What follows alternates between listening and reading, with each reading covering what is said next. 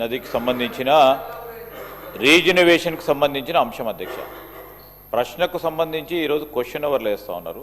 Sir మీరు permit చేస్తే రేపు షార్ట్ డిస్కషన్ పరంగా వెంటనే తీసుకుందాం అధ్యక్ష. ఇంకా చాలా విషయాలు కూడా చెప్పాల్సి ఉంటుంది, వారు చెప్పాల్సి ఉంటుంది, మేము చెప్పాల్సి ఉంటుంది.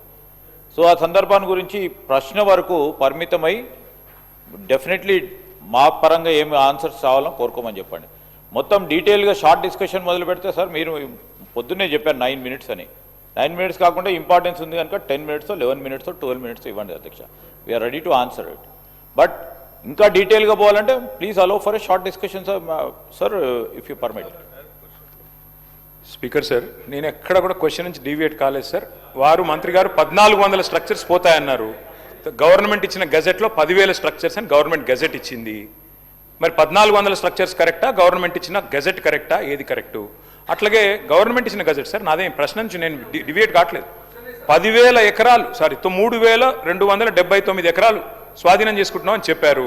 మరి ఎక్కడ గెజెట్ తప్ప, మీరు ఇక్కడ అసెంబ్లీలో ఇచ్చిన సమాధానం తప్ప మంత్రి గారు చెప్పాలి. డిపిఆర్ తయారీకి మీరు అసెంబ్లీలో ఇచ్చిన సమాధానం 18 నెలలు పడుతుందని, మరి 2 నెలల్లో డిపిఆర్ ఎట్లా వచ్చింది? అంటే అకస్మాత్తుగా ఇంత ఫాస్ట్గా మెరుపు వేగంతో గవర్నమెంట్ ఎట్లా కదులుతోంది?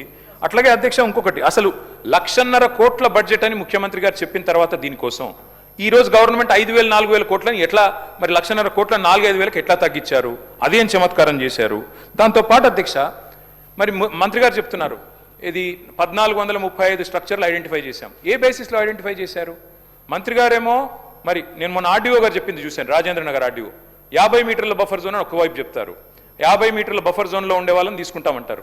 కానీ మరి 3,297 ఎకరాలంటే 500 మీటర్ల దాకా విస్తరించారు అధ్యక్ష. బఫర్ జోన్ ఎంత తీసుకుంటున్నారు? అసలు ప్రాజెక్ట్ యొక్క ఆలోచన ఏంది? 1,50,000 కోట్ల, 5,000 కోట్ల, 4,000 కోట్ల బ్లాక్ లిస్ట్ చేసిన కంపెనీలకు ఎందుకు ఇస్తున్నారు? డిపిఆర్ లేకుండా ఈ హడావుడు ఎందుకు? ఇల్లెందుకు కూలుస్తున్నారు? మొత్తం ఒక గృహ మీద యాగం ఎందుకు చేస్తున్నారు? దయచేసి మంత్రి గారు సమాధానం చెప్పాలని కోరుతా ఉంది. సుధీర్ రెడ్డి గారు.